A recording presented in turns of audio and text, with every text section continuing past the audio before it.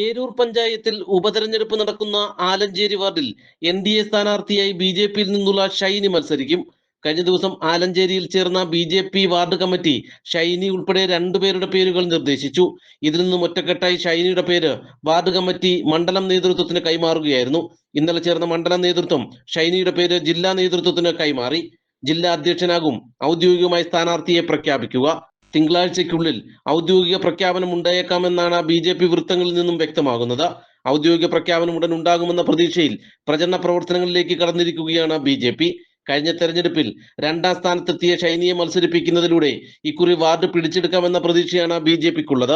വാർഡിലെ സജീവ സാന്നിധ്യമായി ഷൈനി മത്സരിച്ചാൽ ഒരു പരിചയപ്പെടുത്തലിന്റെ ആവശ്യകതയില്ലെന്നും നേതൃത്വം വിലയിരുത്തുന്നു.